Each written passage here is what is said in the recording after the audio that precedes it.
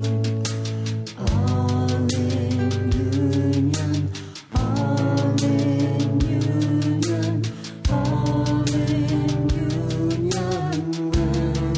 with Saint Jude's. I am the good shepherd, Jesus tells us this evening. Well, what does that really mean to us?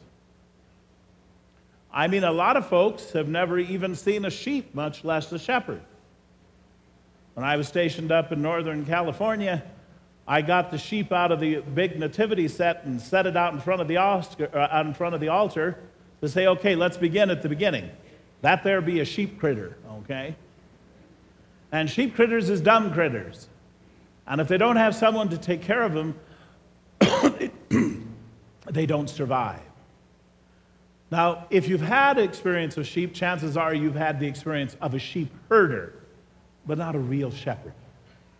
So, what does this really mean to us who we don't live with shepherds and sheep so much today? Well, maybe to help us understand what the point Jesus is trying to make this evening, I need to tell you a little story. This story took place in Chicago on the South Shore in May of 1987. There was a family, the Donnelly family, and on that particular night that this happened, Mrs. Donnelly was in Milwaukee with her sister who had just had a baby. Mr. Donnelly, Tom, and his little 5-year-old daughter, Millie, were still at home. And about 4:30 in the morning, Tom was awakened, woke up and realized that the apartment building was on fire. And the fire investigators later said he probably at that point could have still gotten out of the building. But he chose instead to go to his daughter's bedroom. He heard her screaming. And he had to run through the fire to get there. He opened the door. She was hiding under her blankets. He got her out, and just about that time, part of the ceiling behind him collapsed on the floor, totally cutting off any way for him to escape. So Mr. Donnelly went to the window. He threw it open. Of course, Millie is screaming and hysterical and everything else, and he tells her, "Don't be afraid. It's okay. I'm here with you. I won't let you fall." And then he picks her up and he puts her out the window. Now, this is on the 3rd floor, and he's holding her there. He sees the fire truck coming, and so he's holding her, and he keeps telling her, "Don't be scared. I've got you. You're all right."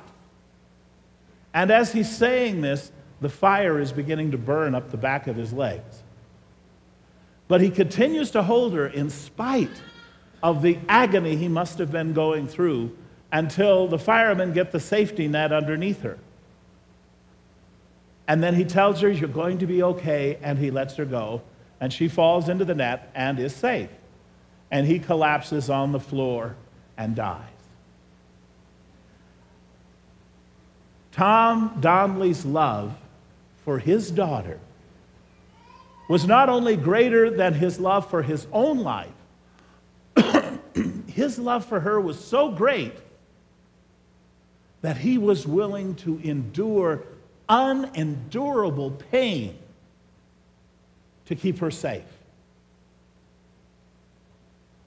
And that's what Jesus is talking about when he says, "I am the good shepherd." In the same way that Tom Donnelly loved Millie and was willing to suffer terribly for her, our God loves each and every one of us. Me and you, each of us individually, so much he is willing to endure unimaginable, unspeakable pain for us. He's willing to give everything for us. And that's what it means when he says, "I am the good shepherd." And that's why in the very earliest days of the church, this was the most popular image of Jesus.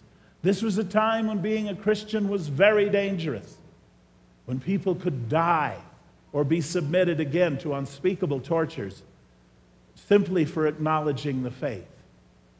And what gave them strength was the image of Christ as the shepherd. In fact, the very oldest images of Jesus that we have, we find on the walls, for example, of the catacombs in Rome. The catacombs, you know, are tunnels underneath the city where people were buried. And the Romans, they were always afraid to go down into the catacombs at night because they were superstitious and believed that a ghost might get them.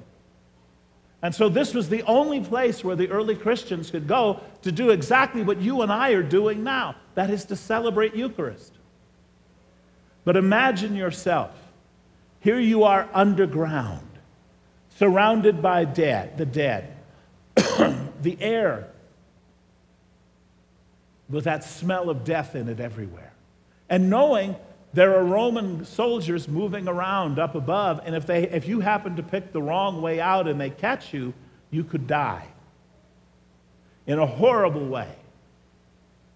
And so on the walls of the catacombs, they drew pictures of Christ, a figure carrying a sheep.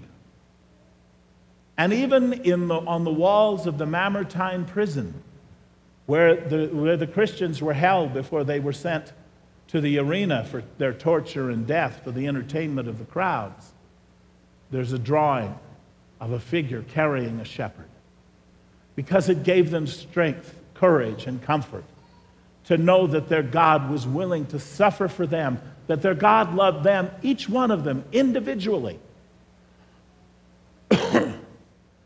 At that time, there was a little pagan statue of a Roman demigod who was called the ram bearer. It was a figure of a young man with a sheep around his shoulders. And a lot of Christians carried those because for them, that wasn't an image of the ram bearer. That was the Good Shepherd. If a pagan Roman saw them, they thought, well, he's another pagan and no problem. But even when if they were caught and arrested, they still got tremendous comfort from this because they knew God cared for them.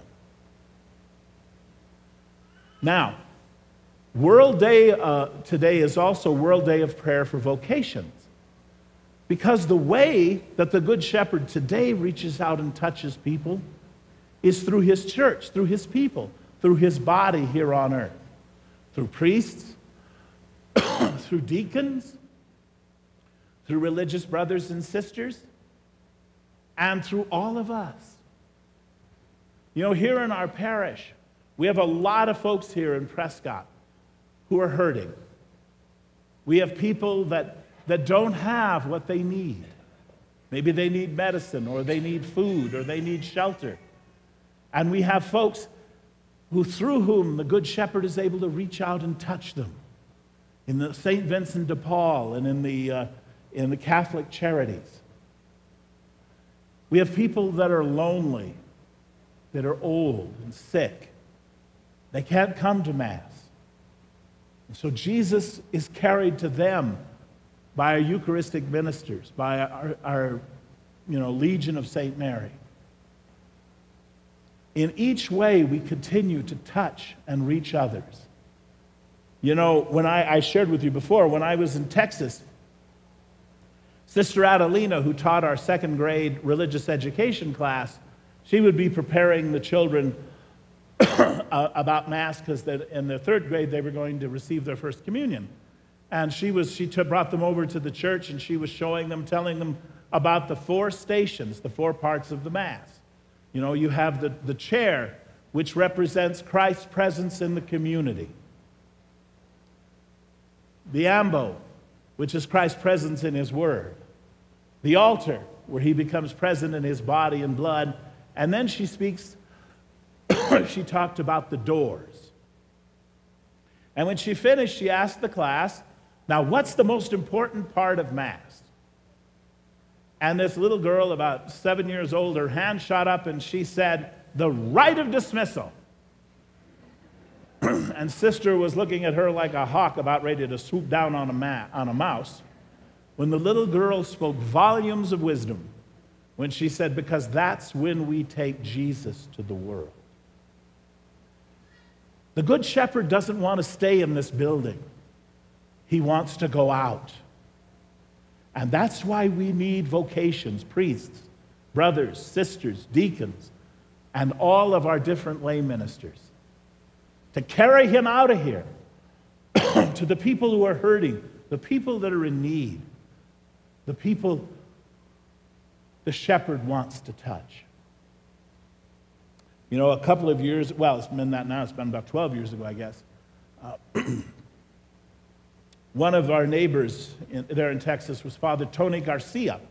Tony had just been ordained, and he was in South Austin, and he'd gone to the hospital one day to visit. He was on his way back, and the traffic was all stopped, and a sheriff's deputy saw him and came running over and says, "Father, we need you."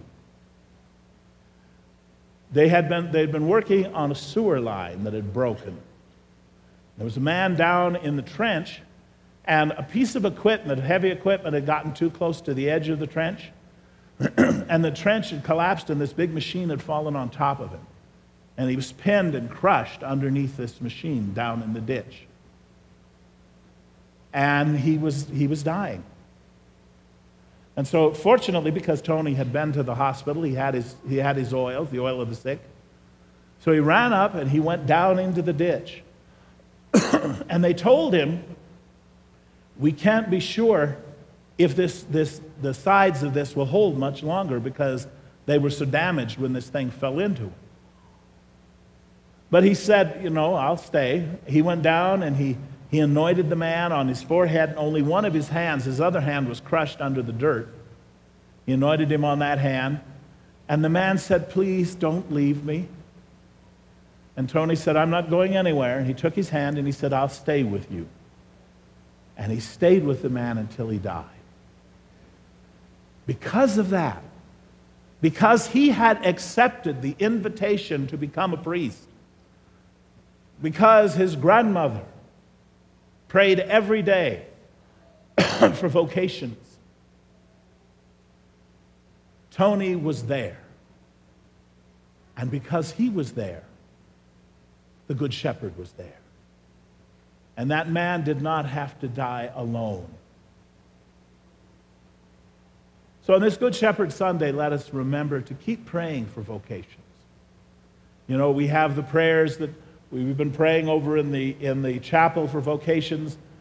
We've been doing the prayers for vocations as part of our prayers of the faithful.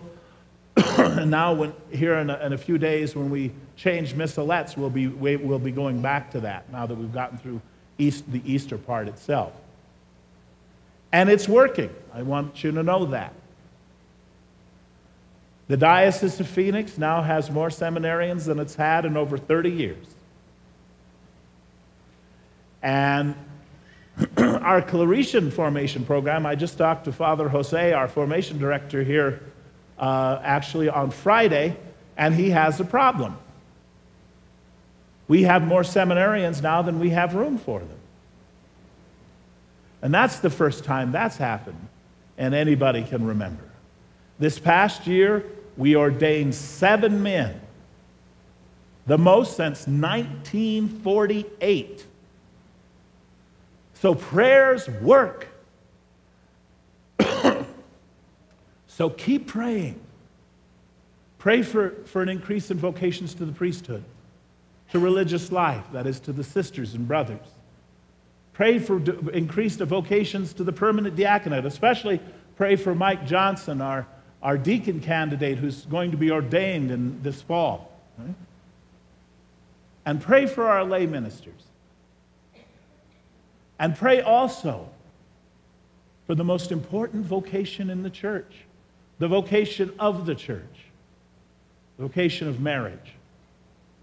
Because if you ain't got marriage, you don't need priests, because you're not going to have a church.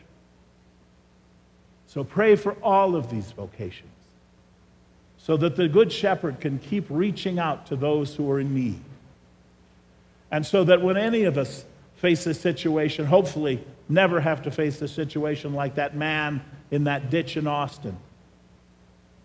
But if we face a situation where we find ourselves in the valley of the dark shadows, we will not be afraid because we know the Good Shepherd is there to give us courage and strength.